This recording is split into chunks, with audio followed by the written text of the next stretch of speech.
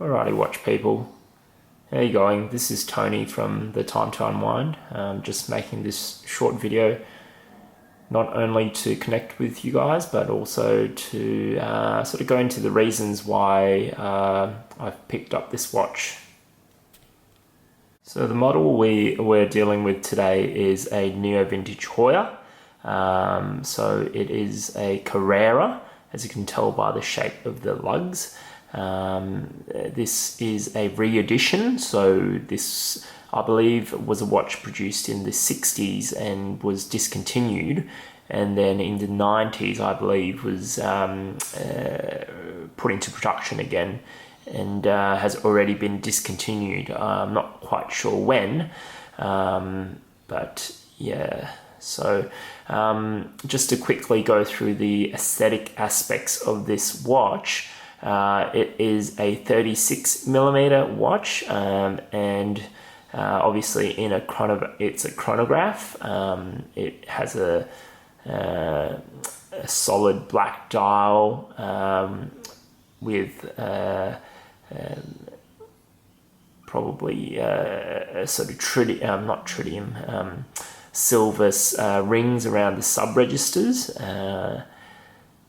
It has the classic, beautiful Carrera style lugs. It's got a tritium loom, I believe, by the sort of T-Swiss label that you can see at the bottom of the bottom sub-register. And it's got stark sort of white hands for the chronograph hands and the sub-register hands.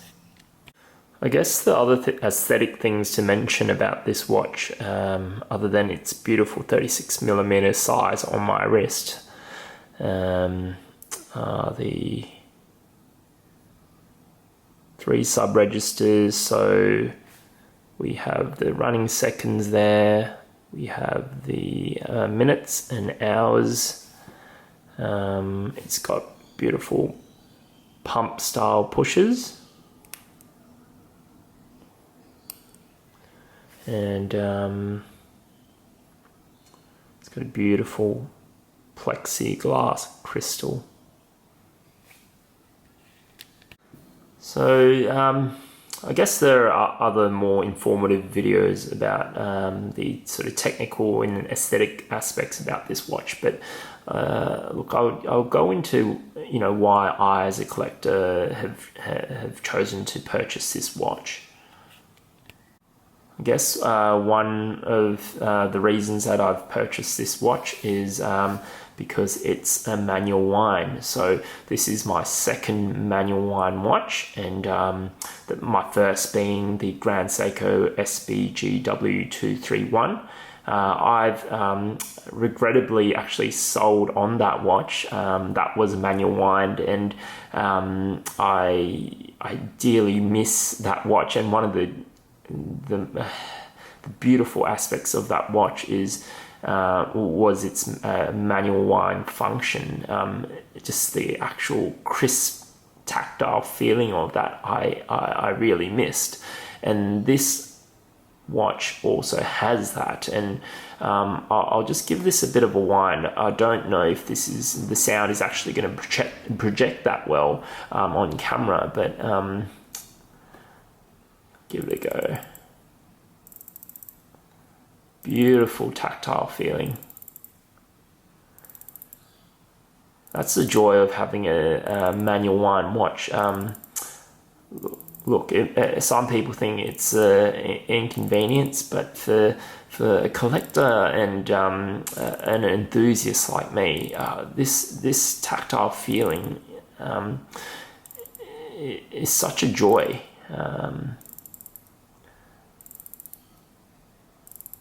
It might sound cheesy, but it just gives you that sort of connection with that watch, and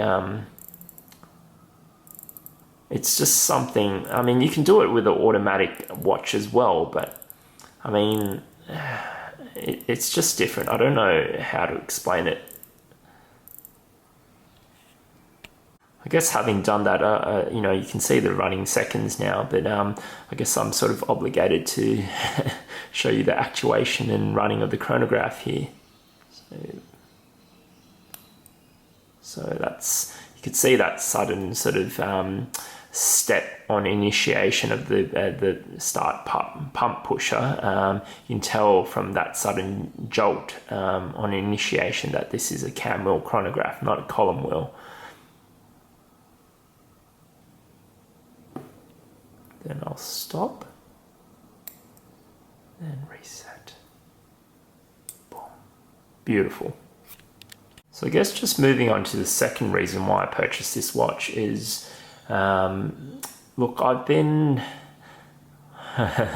as a watch enthusiast, you know, I wouldn't be the first one to admit that I've sort of been very addicted online on the forums, on Chrono24, and I've sort of been eyeing off these watches, this particular model, whenever they come up on the forums, or a good one on good example on Chrono24. And look, until now I hadn't really sort of pulled the trigger, and then once the watch was sold, I'd always regret it. And admittedly, I was after the initially the silver dial with the blue sort of 5-second increment numbers on the peripheries.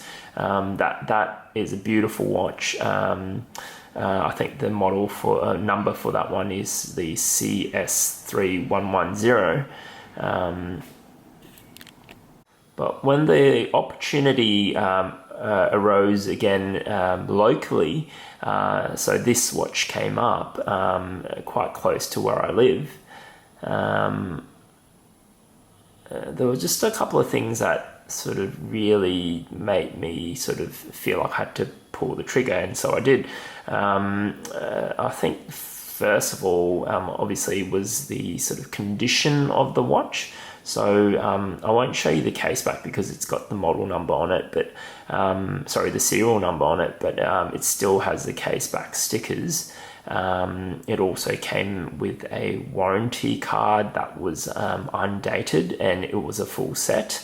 Look, the silver dial with the blue 5-second markers is beautiful, and you know, I would probably pick that up if the opportunity arose. But this particular model is quite stunning in itself, and I think and this one's unique in the sense that the other ones, for the other models, the CS3111 and the CS3110, the sub-registers, there is no like sort of ring around the sub-registers like this one. And look, I think just the rings around these sub-registers just give it a distinctive, unique look. And it sort of reminds me of one of my favorite watches. The model, the serial number and the model number sort of escapes me, but it's the steel bezeled Daytona black dial. You know, it's got a sort of dial face that's similar to that one, and I absolutely love that sort of look. I guess the next reason I picked up this watch is like, this watch is a damn icon. Just by the look of it, its iconic look, it is a Carrera, and unmistakably so. The Carrera is arguably the most has the most illustrious history of the Heuer brand, or the Tag Heuer brand. And a watch like this, it's timeless. It doesn't age. You can't go wrong with a watch like this. You know, whether it was in the 60s or now, I guess looks are a subjective thing, but it's hard to argue this is, you know, not a aesthetically pleasing watch. guess the final reason I picked up this watch is that, look, it's discontinued. It's going to hold its value. And the speculative side of me would think that this watch would increase in value over time. Look, it's not going to increase dramatically, but if you hold it long term, from a collector's perspective, look, that's very biased and subjective of me. This watch is very desirable. Just in terms of increase in sort of value of this watch, you know, it's discontinued. It's iconic. There's not a lot of clean examples that are in good condition that are on sale if you look in the marketplace. If you look, I'll let you go on to Chrono24's chart that sort of tracks the sale price of these. It seems to indicate it's steadily creeping up over time. Look, I guess there's a lot of sort of free printed money out there these days, which you know, would sort of artificially increase the price of these on the market. But I mean, look, I don't think you can really go wrong with these. So I'll just stop there with that video. Thanks so much for listening to my little rant. Hope it was informative. Look, part of the reason I do these videos is because that I sort of sometimes tend to buy watches and then sell them on, and then I sort of regret that I don't document these beautiful timepieces. So that's one reason, and it's always nice to see who's out there, the watch collecting community, and sort of connect and trade thoughts. And you know, I'm more than open to be told that I'm blatantly wrong.